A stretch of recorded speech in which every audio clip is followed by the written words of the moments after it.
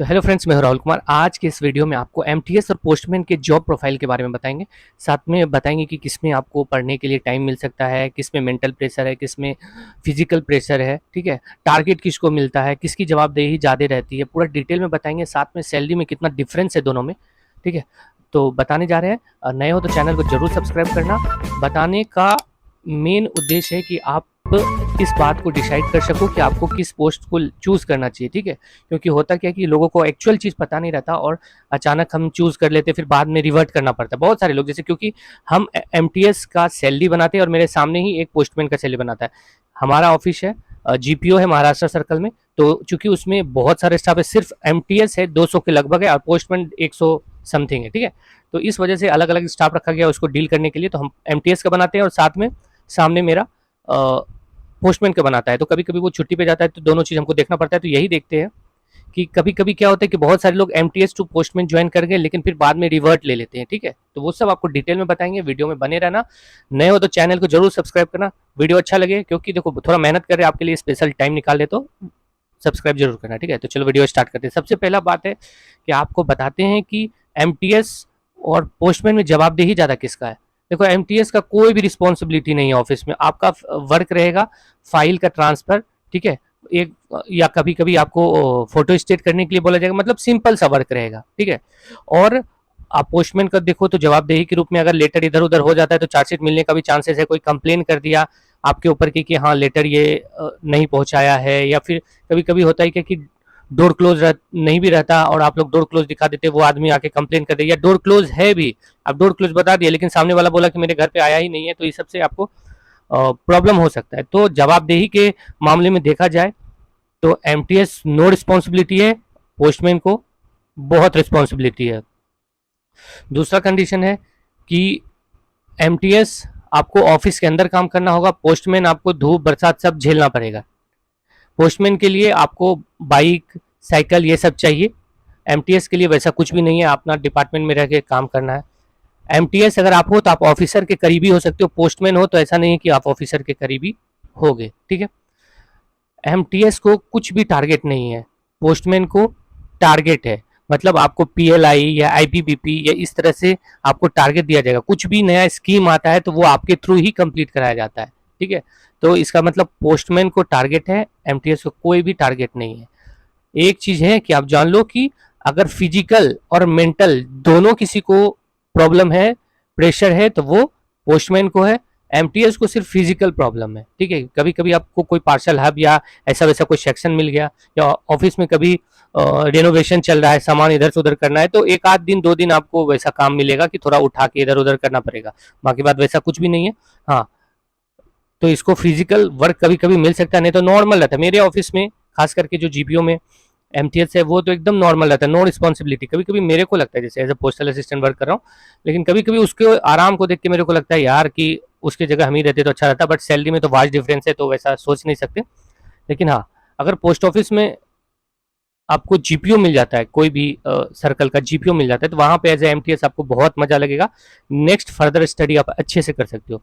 Postman में तो आपको पता ही है कि फर्दर स्टडी करना थोड़ा मुश्किल है, क्योंकि आपको जो काम दिया जाएगा उसको ख़त्म करके ही आना, नहीं तो फिर क्योंकि मोबाइल रहता है उसमें सब कुछ करके भेजना पड़ता है।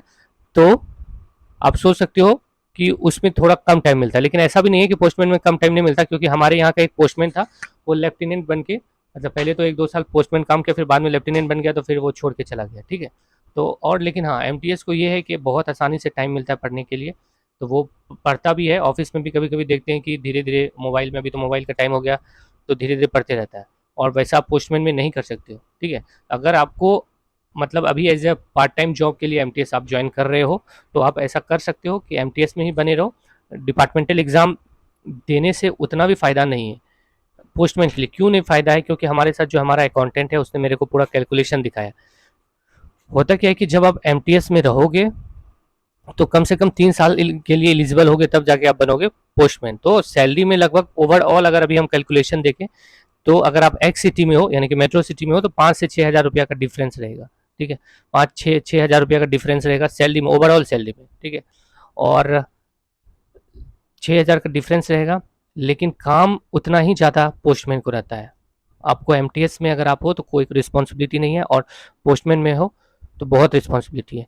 6 देखो 3 और क्या होता है कि एमएससीपी जो हर 10 साल में लगता है, अगर वो आप अगर चेक करोगे एमएससीपी जो लगता है 10 साल में, तो उसमें क्या होगा कि आप बाद में एमटीएस ही आपसे आगे हो चला जाएगा। ठीक है, बाद में एमटीएस ही आपसे आगे चला जाएगा। और क्या है कि अगर आप एज अ पोस्टमैन वर्क करोगे तो आपको फिर फर्दर स्टडी में मौका नहीं मिलेगा, क्योंकि हमारे यहाँ से बहुत सारा एमटीएस रेलवे का नया वैकेंसी आया था, सब में 4200 2800 ग्रेड पे चला गया। और पोस्टमैन को देखें, क्योंकि जैसे बहुत सारे लोग पोस्टमैन भी आते हैं तो पूछते हैं उनसे कि आप क्या हुआ, आप आगे तैयारी क्यों नहीं किए, तो बोला अरे यार काम करते करते इतना थक ही जाते हैं कि रूम पे जाके पढ़ने का मन नहीं करता। हाँ, मान लो आपका एज हो गया है, मतलब आप डिपार्टमेंटल एग्जाम पे ही डिपेंड हो, तो फिर तो कोई दिक्कत नहीं है, आप एमटीएस टू पोस्टमैन ले सकते हो, फिर पोस्टमैन टू पीए बन सकते हो। लेकिन मेरे हिसाब से अगर आपका एज अभी है तो एमटीएस टू पोस्टमैन से ज़्यादा बेटर है, आपके पास टाइम रहेगा कुछ और दूसरे एग्जाम की तैयारी करके अच्छे पोस्ट पे चले जाना, फिर बाद में नहीं तो आपके पास टाइम भी रहेगा और पोस्टल असिस्टेंट के लिए भी आप तैयार तैयार कर सकते हो। ठीक है, और एमटीएस टू पोस्टल असिस्टेंट के लिए ज़्यादा उतना हार्ड नहीं रहता, मतलब क्वेश्चन का लेवल जो है हम जो देखें उतना हार्ड नहीं रहता, बस डिपार्टमेंटल एग्जाम डिपार्टमेंटल जो जितना भी वर्क है उसके बारे में आपको जानकारी चाहिए, खास करके एमपीसीएम और एसबी, थोड़ा बहुत ट्रेजरी, ये सब की पार्सल कितने में कितना होगा नहीं होगा वो सब कैलकुलेशन के लिए देता है। बाकी बात आप अगर आपको क्वेश्चन चाहिए कि एमटीएस टू पोस्टल असिस्टेंट का कैसा क्वेश्चन पूछता है, तो जो आपके आसपास आप जिस भी ऑफिस में लगोगे, अगर हाल फिलहाल का कोई पोस्टल असिस्टेंट वहाँ पे लगता है तो उसको ट्रेनिंग में मटेरियल दिया जाता है पढ़ने के लिए, वो ले लेना। मेरे जैसा हम क्वेश्चन देखे, क्योंकि क्वेश्चन देखने के बाद हमको पता चला कि जो हम लोगों को ट्रेनिंग में पढ़ाया गया है लगभग वही रहा है। ठीक है, बाकी बात अगर देखो वैसे तो हर किसी को पसंद है कि एमटीएस से प्रमोशन होते जाता है तो अच्छा लगता है, लेकिन अगर आपके पास एज है और एमटीएस में रह के आपके पास आपको पढ़ने का टाइम मिलता है तो आप अच्छे से पढ़ के और भी अच्छा जॉब ले लो तो ज़्यादा बेटर रहेगा। बाकी बात देखो हमारे अपने डिपार्टमेंट में आप जाओगे तो आप जैसे एमटीएस टू पोस्टमैन बने, पोस्टमैन बने, फिर पोस्टमैन टू पोस्टल असिस्टेंट बने, फिर उसके बाद आपको 8 साल रुकना पड़ेगा, तब जाके आप क्या कहता है आईपी का एग्जाम दे सकते हो, या फिर पीए टू पोस्टल असिस्टेंट टू 3 साल रुकोगे तब अकाउंटेंट का एग्जाम दोगे। लेकिन अकाउंटेंट का एग्जाम देने से क्या फायदा, उसमें ना ही प्रमोशन, मतलब उसमें तो आपको सैलरी कुछ भी एक्स्ट्रा नहीं मिलता, पोस्टल असिस्टेंट का जितना बेसिक पे है सेम बेसिक पे उसका उतना ही है। ठीक है, तो फिर कुछ फायदा नहीं है, तो ज़्यादा आगे करने से कोई फायदा नहीं। हाँ, आप लोग जितने भी लोग जीडीएस टू एमटीएस जाना चाहते हो, अगर आपसे प्रीफरेंस या कुछ और मांगा जाएगा तो आप लोग कभी अगर आपको ऐसा लगता है तो एक बार जीपीओ जरूर ट्राई करना अपना सब कुछ देने के लिए। जीपीओ में क्या होता है कि आपको थोड़ा वर्क लोड वर्क प्रेशर कम रहेगा, छुट्टी वुट्टी मिलने में कोई दिक्कत नहीं रहेगा। ठीक है, क्योंकि नंबर ऑफ स्टाफ बहुत ज़्यादा रहता है। आपको अगर हम बोलते हैं कि एक सिंगल ऑफिस है, सिंगल ऑफिस में 100 200 के लगभग एमटीएस है, तो आपको कभी कभी ये गलत भी लगता होगा, सिंगल ऑफिस है, उसका कोई ब्रांच नहीं है, सिंगल हेड ऑफिस है जीपीओ।